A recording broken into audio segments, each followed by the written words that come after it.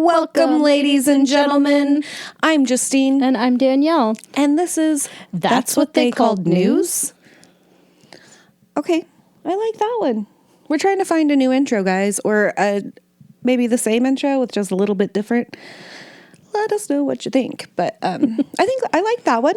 Yeah, that went well. We'll get the hang of it. Someday. Bear with us. We like to sing. So we're going to jump right in today because I'm really excited about this story. What are we going to talk about? What are we going to talk about? It's our favorite musical. Okay. Do you have an idea? I don't know. Can you help me say no to this? I was just thinking of the same song. Say no to this. Yes, we are going to be talking about Alexander Hamilton. In the room where it happened. In the death of Alexander Hamilton. Oh. So. I'm excited. On the first episode of Jesse James, when we were talking about dates, I kept saying 1804. Mm-hmm. Because I happened to be reading articles about Alexander Hamilton, who was murdered in 1804. It all ties together. So Jesse James murdered in 1882. Mm-hmm. Alexander Hamilton murdered in 1804. Okay. Now we're all straight. The record has been set. I feel better about life. Me too. Okay. So The Inquirer, Richmond, Virginia, July 21st, 1804. That's my daughter's birthday. Oh. The little one. She wasn't born in 1804, though. I was going to say, is she a vampire? She's a witch. Oh, well, we knew that about her. She's so sweet, though. Not at all. Domestic intelligence. Death of General Hamilton. Hamilton. I swear I can do this.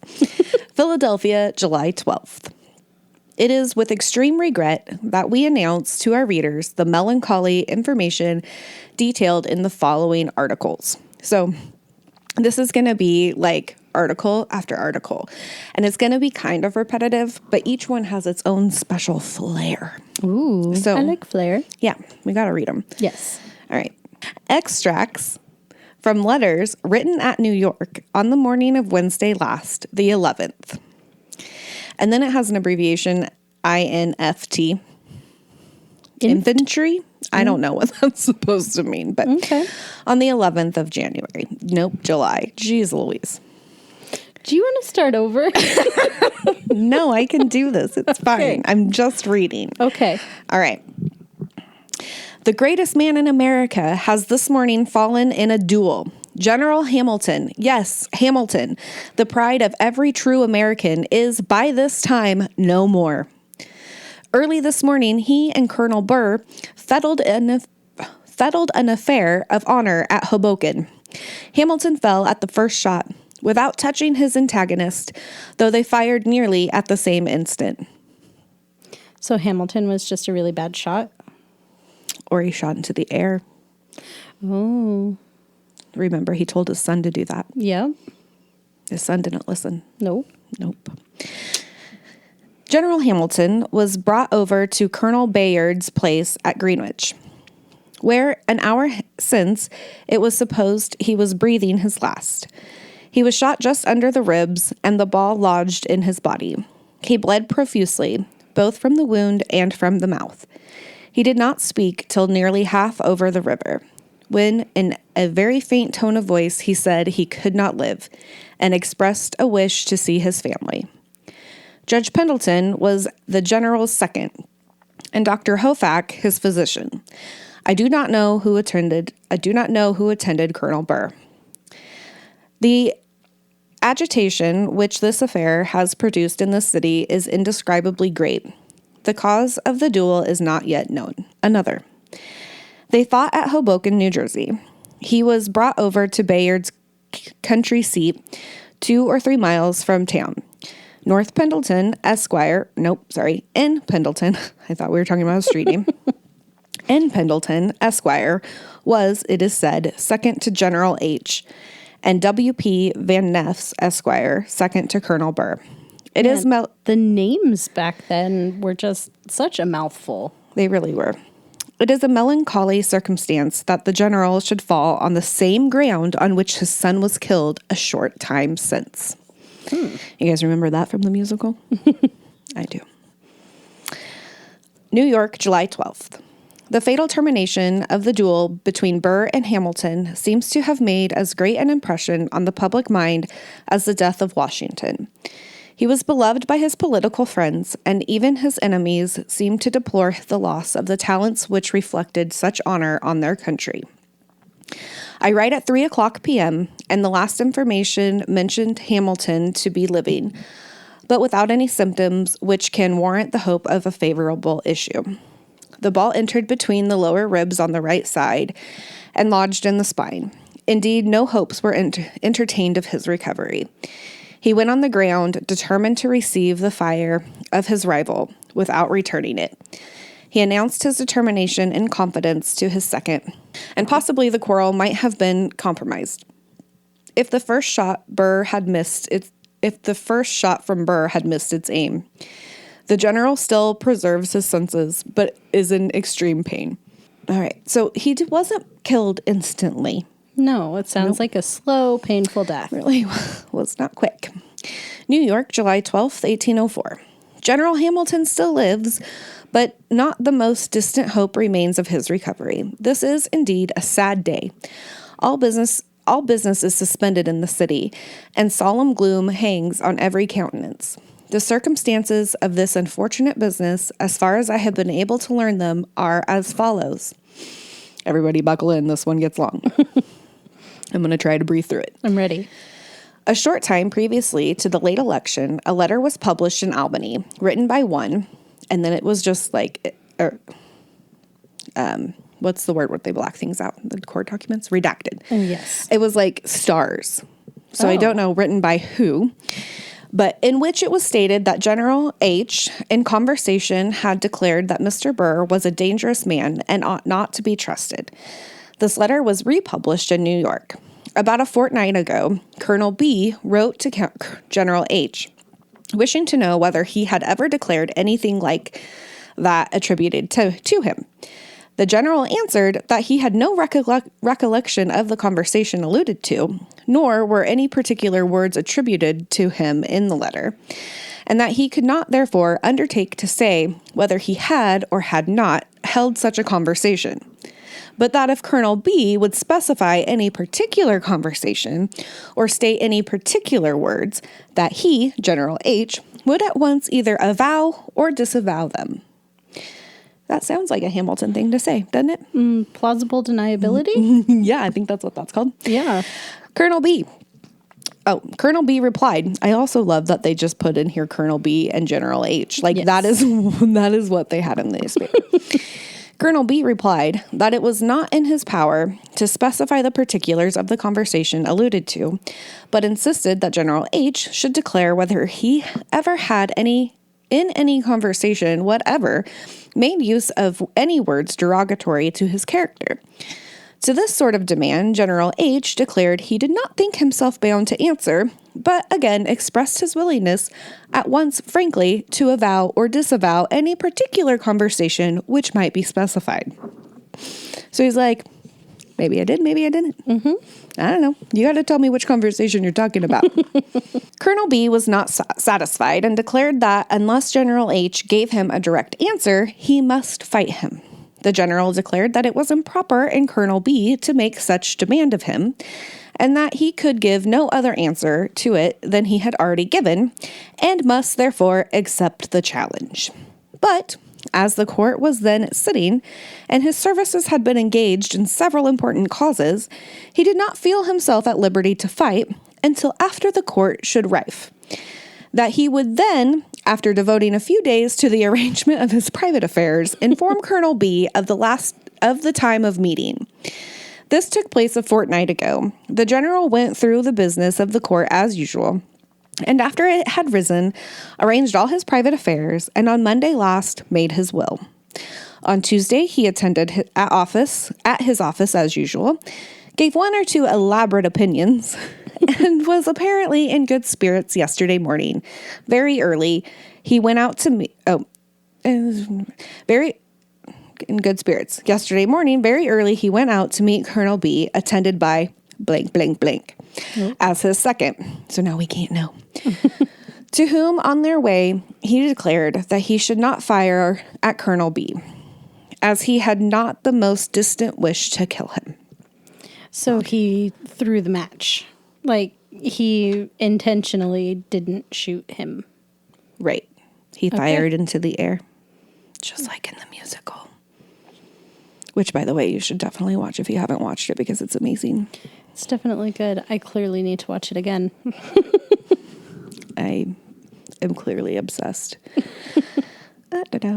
General H fell and declared that he was a dead man. The general was carried on board the boat and landed at Greenwich, where his carriage was waiting for him. But at his own request, he was taken to Mr. Baynard's, where he now lies. Upon his arrival at Greenwich, he expressed the desire that the bishop might be sent for, which was done, but blank, blank, blank. Again, don't know what those blanks are. Okay, so he's requested to be sent to his private doctors, and now he wants the bishop to come. Right. He knows he's going to die. And it's all because he wouldn't just tell Burr, yeah, I said some shitty things about you. I mean, if you're going to say the shitty things, you should probably be able to own up to the shitty things. Absolutely. And then maybe... You wouldn't be dead. That's right. I mean, you would still be dead because we're a little ways from 1804. Just a little ways. Smidgens. We're splitting hairs, honestly. This is for reals. Mr. M of the Dutch church was then sent for and instantly came.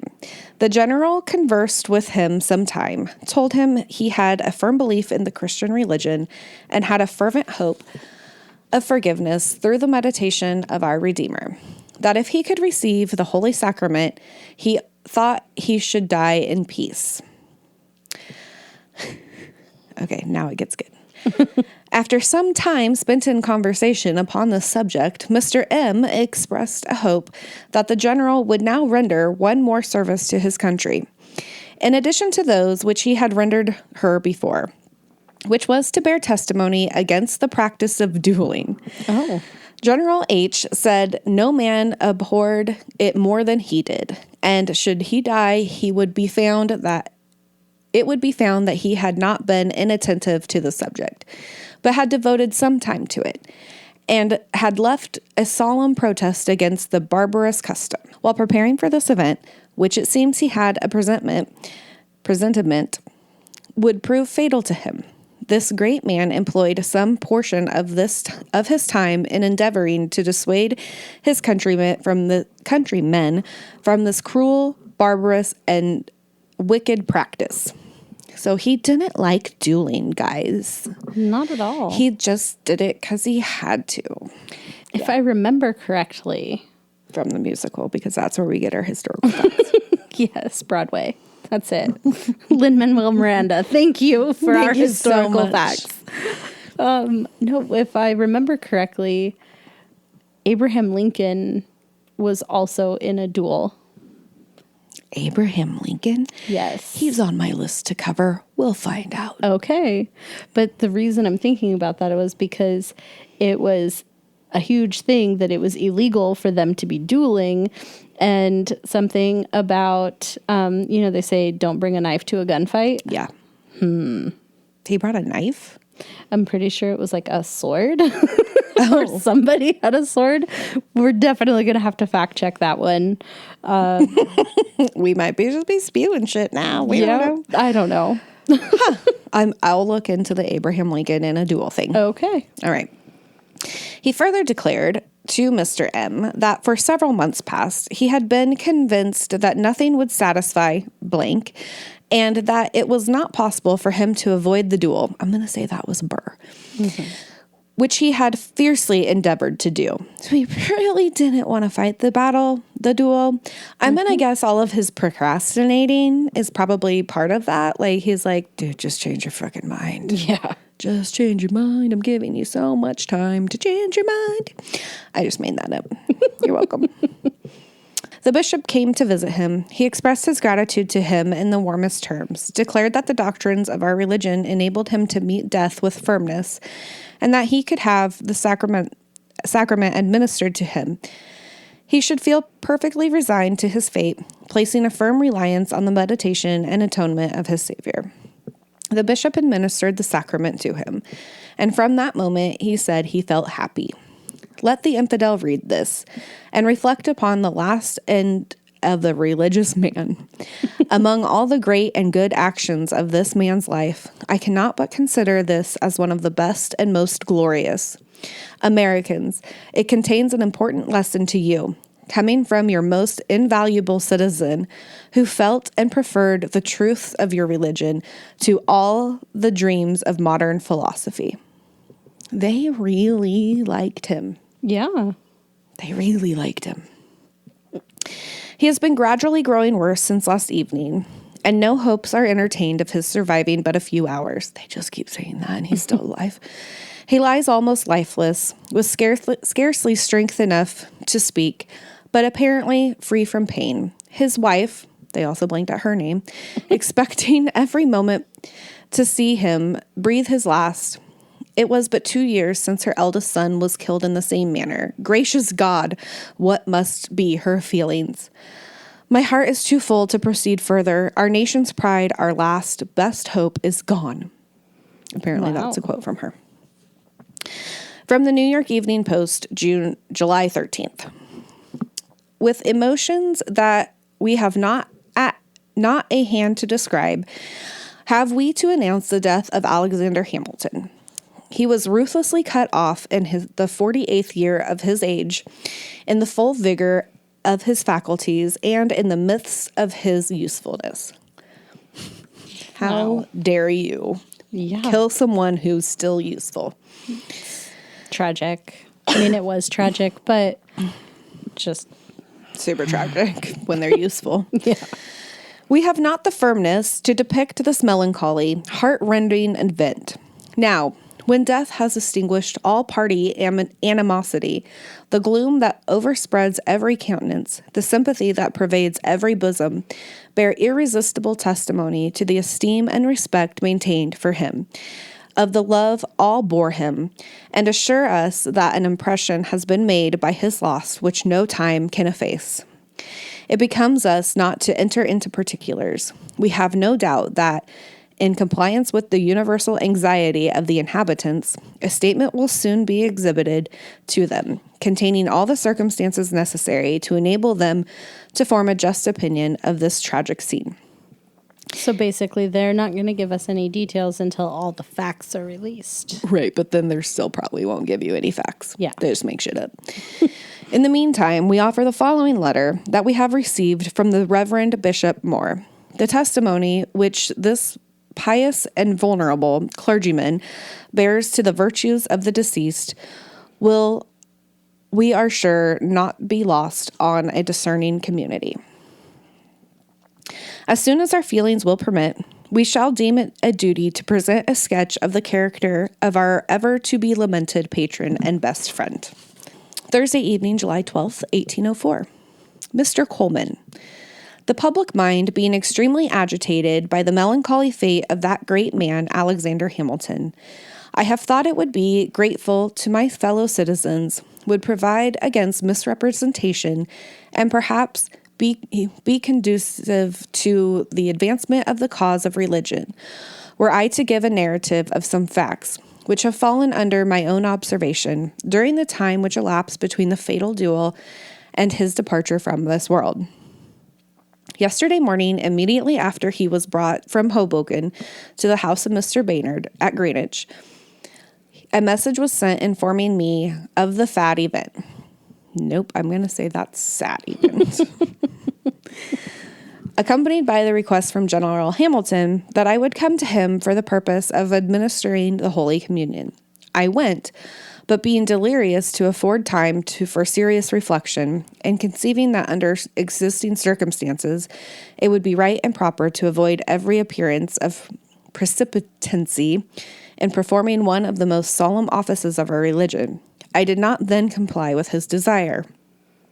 He's like, I went, but not fast. Yeah. At 1:00, I was again called on to visit him.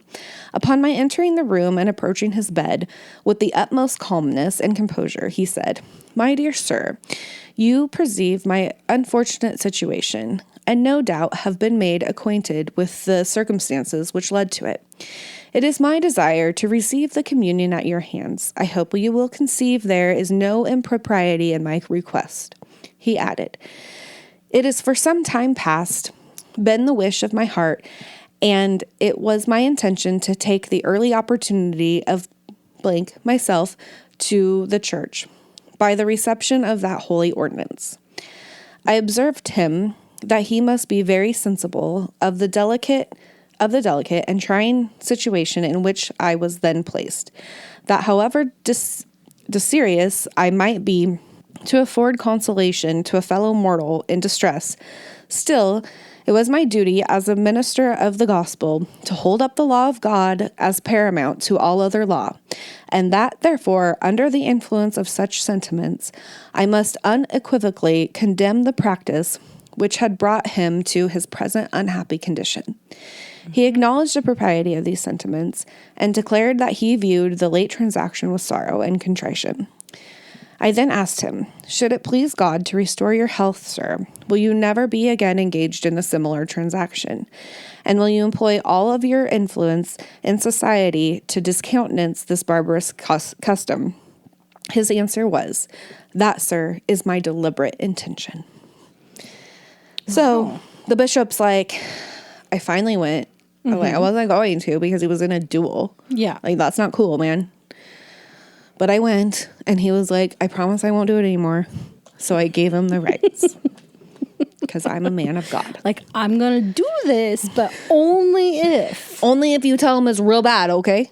Because they believe you. Yeah, they're going to listen. To you. They won't listen to me. No. It's like your mom. You don't listen to her. You don't No. listen to other people. All right, I'll get out. I proceeded to converse with him on the subject of his receiving the communion, and told him that with respect to the qualifications of those who wish to become partakers of that holy ordinance, my inquiries could not be made in language more expressive than that which is used by our church. Do you sincerely repent of your sins in the past? Have you a lively faith in God's mercy through Christ, with a thankful remembrance of the death of Christ? And are you disposed to live in love and charity with all men? He lifted up his hands and said, "With the utmost sincerity of heart, I can answer the questions in the affirmative. I have no ill will against Colonel Burr. I met him with a fixed resolution to do him no harm. I forgive all that happened." I then observed to him that the terrors of the divine law were to be announced to the obdurate and impotent, but that the consolations of the gospel were to be offered to the humble and contrite heart, that I had no reason to doubt his sincerity, and would proceed immediately to gratify his wishes. The communion was then administered, which he received with great devotion, and his heart afterwards appeared to be perfectly at rest. I saw him again in the morning, then when, with his last faltering words, he expressed a strong confidence in the mercy of God through the intercession of the Redeemer. I remained with him until 2:00 in the afternoon, when death closed the awful scene.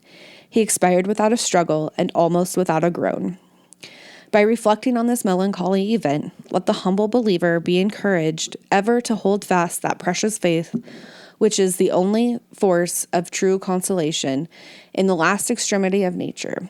Let the infidel be persuaded to abandon his opposition to that gospel, which the strong, inquisitive, and comprehensive mind of Hamilton, Alexander, embraced in his last months as the truth from heaven. Let those who are disposed to justify the practice of dueling be induced by this simple narrative to view with abhorrence that custom which has occasioned an irreparable loss to a worthy and most afflicted family, which has deprived his friends of a beloved companion, his procession of one of its brightest ornaments, and his country of a great statesman and a real patriot. With great respect, I remain your friend and servant, Benjamin Moore. Wow. I wonder if he made paint. Isn't that a brand of paint? Benjamin Moore?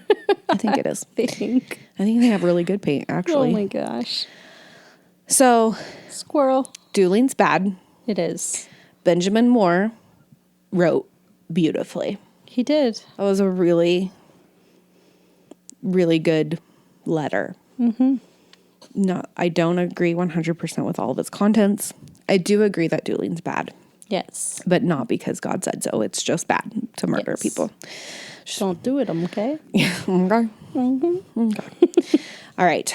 Let's talk about the funeral procession. Okay.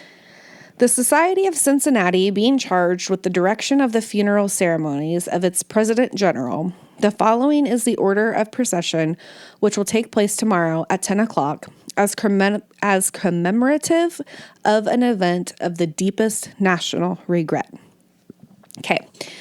I'm going to go through the order of the procession. Okay. I'm going to try to make it as entertaining as possible.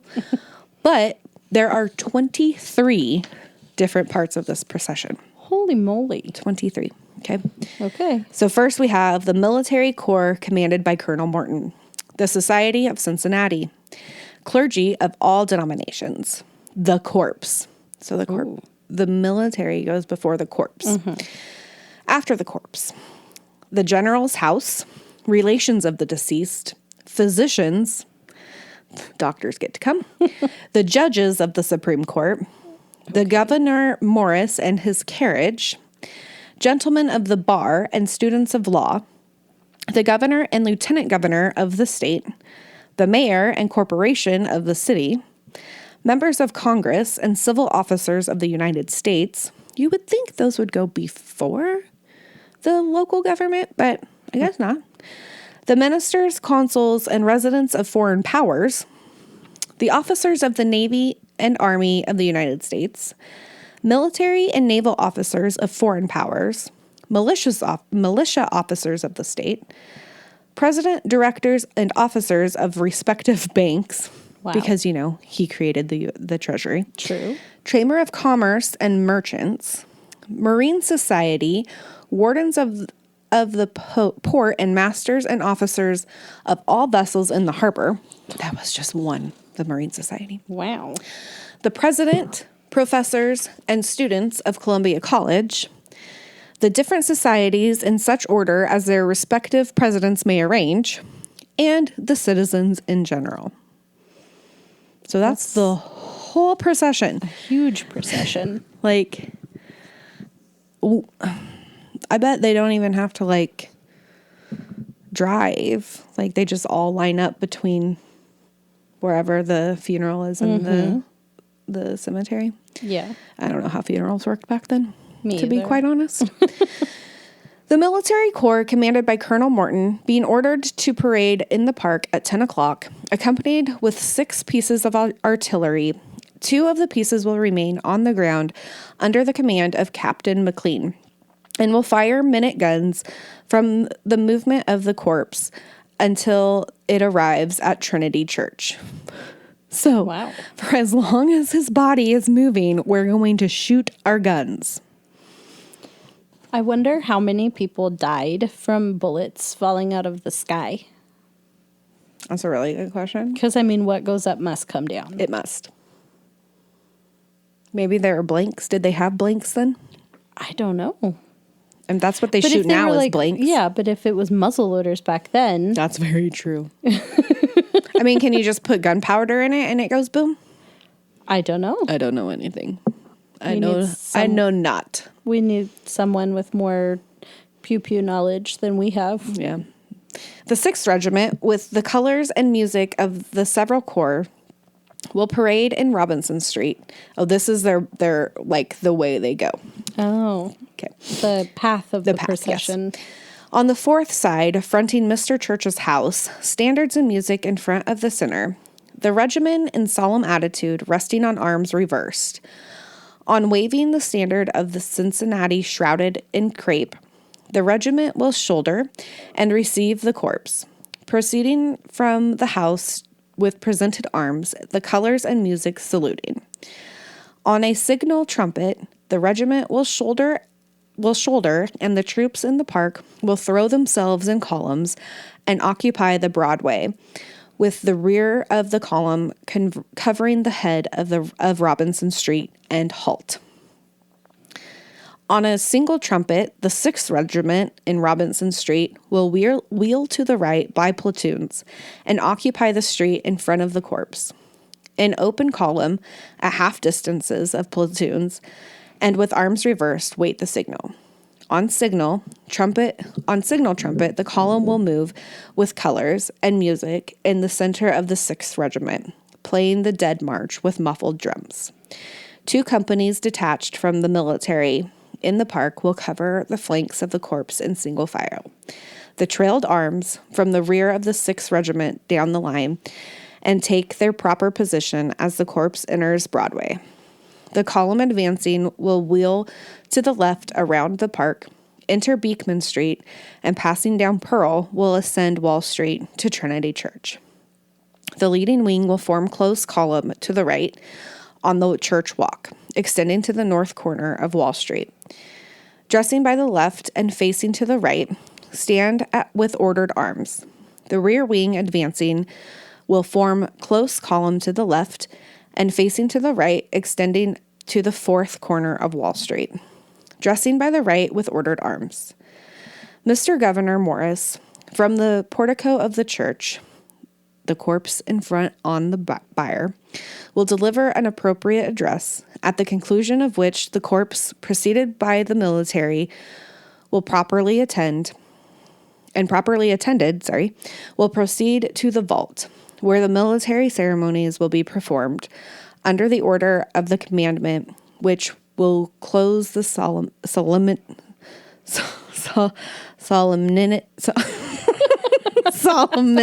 Oh my God, say that word. I know it. I just can't make my mouth say it. Solemnities? Yep, that word of the day. See? The procession was undoubtedly splendid and solemn beyond anything which New York had ever before manifested.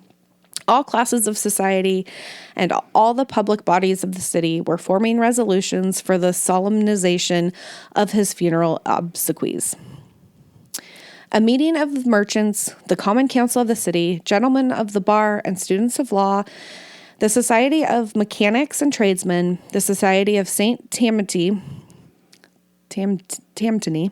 and St. Andrew, the students of Columbia College, and the military companies had united in paying the biggest honors to a man who had occupied so distinguished a station in this country. We shall publish a full account of this funeral procession and Governor Morris's oration in our next paper. I didn't feel like that was necessary, so you're welcome. All right. Also, how was that not a full account? Right? They literally told you the path that the military was going to be walking. Yeah. It was a lot of detail. It was a lot of detail. That's okay. Sorry to make it boring. I didn't say it was boring. I just said it was a lot of detail. All right. Enquirer, Richmond, Saturday, July 21st, 1804. This is our last little section, so hang in there. I'm hanging. General Hamilton.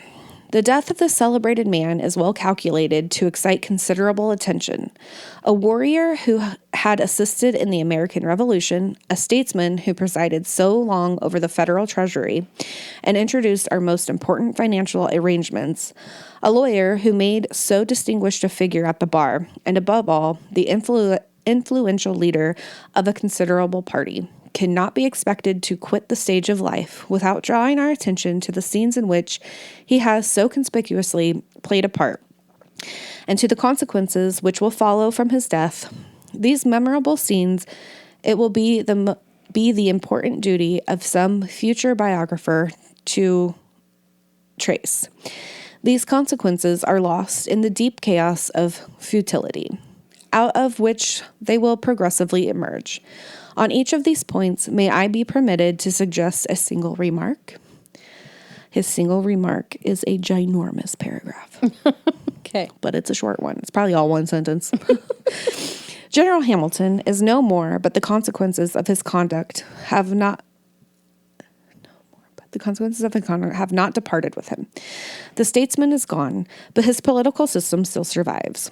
While the Republicans render impartial justice to the memory of Mr. Hamilton, let them be cautious not to extend their concern beyond the respectable tribute, which is due to some of his meritorious qualities. We all know the amiable generosity with which death inspires the survivors.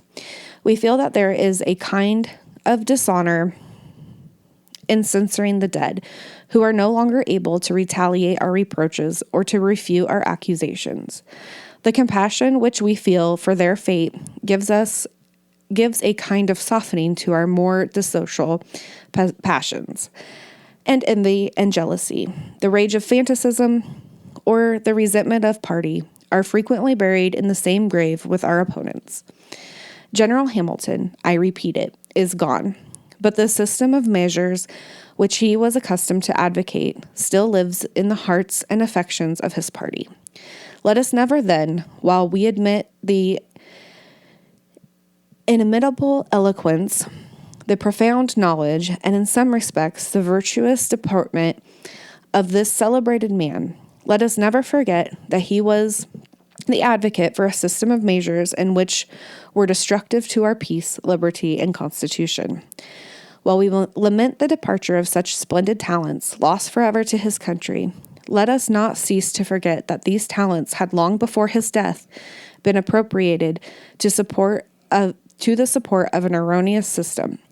Death may cancel our resentment against the man, but our disapprobation of his political conduct cannot expire. To admire some of his illustrious qualities will be our duty and our delight. But to deny that this man had eminent faculties would be the most obvious inconsistency, and to suffer his name to be brought up hereafter as the pretext and justification of improper measures would be an act of injustice to our country, which has been already too often performed under the sanction of General Washington's name. General Hamilton is no more, but the consequences of his death will not probably be so considerable as our imagination is ready to conceive. His party have certainly lost a great and influential man, but the energy of his party will soon supply his peace. Under the monarchical governments of Europe, the death of one man may shake a whole kingdom to its center. The destiny of a whole nation may be affected by the death of a monarch or a minister. But under a republican government like our own, and in a simple state of society such as we enjoy, the most influential man cannot possess the same sway as the most elevated character under a European monarchy. And a greater number of men are to be found who assist in the operations of the government. Each individual possesses less influence, but there are more individuals who partake of this influence. The death of one man thus leaves a space to occupy. Mr. Hamilton then is gone, but competent successors are ready to supply his place and to discharge its duties. I don't feel like anybody could ever take his place. No, but I think what he's saying is there's a vacancy in the government now. Yes. And this person does not agree with what Hamilton created. And he's like, guys, I know he's dead and we're all sad that he's dead, but let's not forget that even though he died, his ideas were still not that great. Let's not get too worried about him being dead. Yeah. So we can still say his ideas were not that great. Which I feel like his ideas could use a little finessing. Yeah. Even now in 2024, where the treasury is a joke at this point. Yeah. And I have no idea how much our dollar's worth. Because $1, one of them, won't buy me a damn thing in this place. Nope. All right. So that was long. It was a lot of information. It was. It was beautifully written, though. It wasn't really scandalous or super humorous, but I just felt like it was a really great article of the times, and I really wanted to share it with you because we have a shared passion for Alexander Hamilton. Okay. I had to do it. I had to get one in. Oh, you did really great. All right. Okay, so I have a list of toasts that were given at the anniversary of American independence, celebrated at Halifax Courthouse in Virginia. Oh.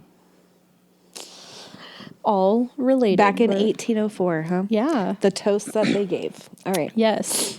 There are 17 of them. Wow. Okay. Okay. So 4th of July, 1804.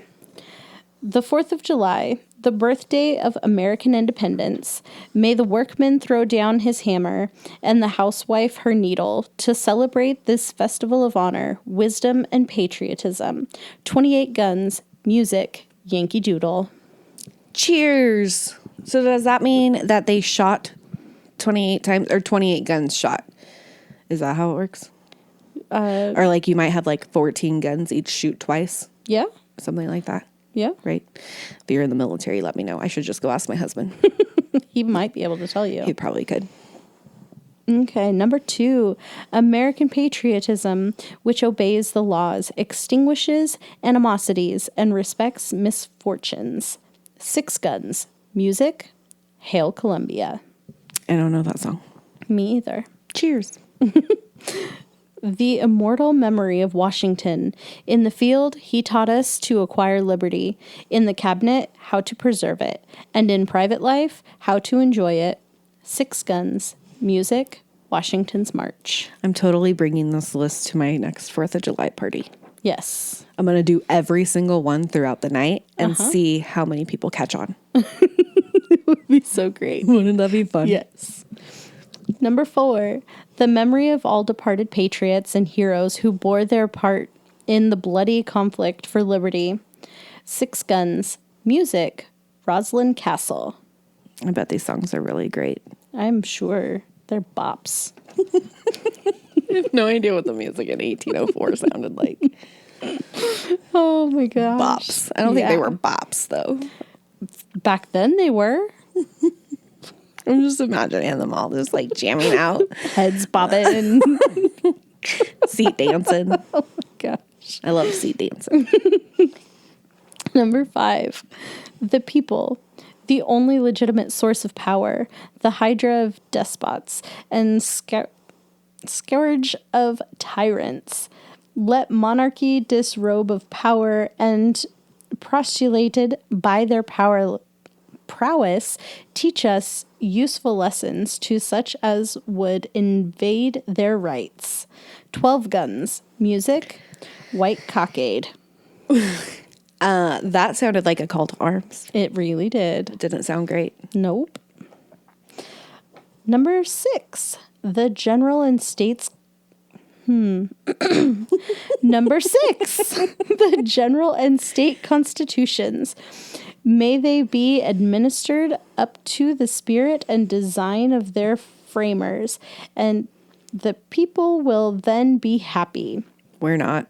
6 guns, music, liberty forever. Says, well, one only got 6 guns. They're like, nah. Disagree. Yep. Thomas Jefferson, President of the United States and author of the Declaration of Our Independence. His worth surpasses panegyric and arrest the attempt. 6 guns, music, Jefferson's March. So I'm wondering, like, are these guns, I'm so stuck on them. Is it like military members like shooting off these guns, or are they just like giving these toasts and then a bunch of people in the crowd are going, yeah, and the bang, bang. Like somebody's counting the number of gunshots that happened. Somebody's like 1, 2, 3, 4, 5. I think there were 6 that time. Like, oh, did you hear 20? And like no. tally marks. I don't know. I don't know either. It would be very interesting to find out. Okay. Okay, number 8, the federal judiciary, equal to its functions but not paramount to government. May its rotten branches be pruned from the stalk, and no midnight inculation suffered to encumber it. I like that one. 6 guns, music, the mulberry tree. Yeah. Here we go round. No, that's mulberry bush. Yes, it is. Number 9, our native state. May Virginia continue to hold her dignified station among her sister states. May virtue, talents, and industry be encouraged, and knowledge, prosperity, and happiness, the merited reward of her citizens. 6 guns, music, the spinning wheel. Virginia, I think you're so great. So great. Never been there, Me either. but I would love to go. Also, So yeah, I think you're great. road trip. Good job. Number 10, may parties mingle and faction die on this day, sacred to the commemoration of national virtue and glory. We are one people, all brothers. 18 guns, music, let us join hearts and hands. Oh, I really like that one. I think we need to hear that one this year. Yeah. We all just need to come together, hearts and hands. Yeah. Maybe not hands. We're still like scared of COVID and stuff, but Yeah. I also don't like touching people very neither. much. But like hearts and vibes. Vibes. I'm okay with that. Vibes. Yeah. I'll send good energy your way. Don't touch me though. Yeah. No. Personal bubble. Okay. Yep. Please. Number 11, Monroe and Livingston, faithful negotiators. The horrors of war are averted. Louisiana is ours. We cultivate our fields in peace, and we will rejoice. Except for when the Indians are coming after us. Oh, shit. Natives. Still got to deal with them. Sorry, I don't know what we're supposed to call them. Indigenous peoples. Indigenous. I'm sorry. Sorry. Jeez. I don't mean anything by it. I'm just stupid. I love all the people. All of you. You're not stupid. 6 guns, music, come each jolly fellow. All right. Number 12. May religion, morality, arts, sciences, agriculture, manufactures, commerce, peace, and plenty prevail throughout the universe. The duties and rights of all without distinction. 6 guns, music, the melody. I bet it's beautiful. Yeah. Number 13, the militia. May a due sense of our reliance upon their skills, courage, and patriotism in the hour of danger prompt them to become competent to protect their country's rights and her terror of soldiers who fight for the aggrandizement of tyrants. Absolutely that. 12 guns, music, come ye lads who wish to shine. Okay, number 14, the tempestuous sea of republicanism. May the American ship 28 years sashed by its waves continue to find mariners who fear not the rolling of its billows. 6 guns, music, the Tempest. Ooh. Number 15, a speedy ransom of our unfortunate countrymen who groan in slavery and tribulation chains, while we are excluding in the fruition of liberty. 6 guns, music, the gallery slave. Okay. Number 16, modern philosophy, which teaches that happiness of the many ought not to be sacrificed to the ambition of the few. May its disciples increase till it becomes universal. 6 guns, songs. Says Plato, why should man be vain? Why should man be vain? Why should man be vain? So the one that popped into my head is, you're so vain. Oh, I think I was singing to that too. Probably think this song is about you. Okay, we You're can't. so vain. Copyrights. She wasn't singing anything. Okay, number 17.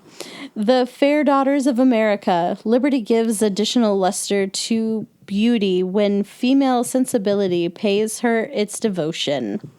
Okay, I'm sorry. Generally, I'm all for a toast for the females. That one just seemed derogatory. A little bit. Yeah. Oof. Oh my gosh. Okay, so 6 guns. Music, lovely women, pride of nature.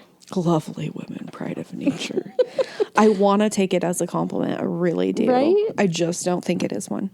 No. It's like one of those backhanded. It is definitely a backhanded I really love that outfit, but Yeah. you know, that type of thing. God, I hate those things. Yeah. Hey, friend, do you make TikToks? I have made like 2 ever. Oh, do you want to try to make some TikToks? We could totally do that. I took some videos. You took videos of me reading? Well, yeah, just kind of like some of the paper and some of like the mix box or the sound box or whatever it's called, the microphone. Those types of things. Okay. I don't know. I mean, I guess I shouldn't be worried about the fact that you would take a video of me reading when we're recording me reading for people to listen to. But they can't see us. But they can't. Also, just a secret behind the scenes because we're going to make a TikTok. Yeah. We're recording this right now sitting on her bed. Yes. Because why shouldn't we be comfy when we're recording? Why are we both wearing jeans, though? That is a damn good question. That is the question. Why did we not put on sweats? It's time for sweats, friend. It really is. Is it time for sweats for you? You deserve sweats. Go get in your comfy pants. Comfy clothes. Even if it's morning time and you're like supposed to be going to work, take a mental health day. Yeah. You deserve it. You really do. But if you're one of those people who takes them all the time, don't take one. No. You don't deserve it. I'm just kidding. I love you all. You're abusing the power. Thank you, ladies and gentlemen. We'll see you next time.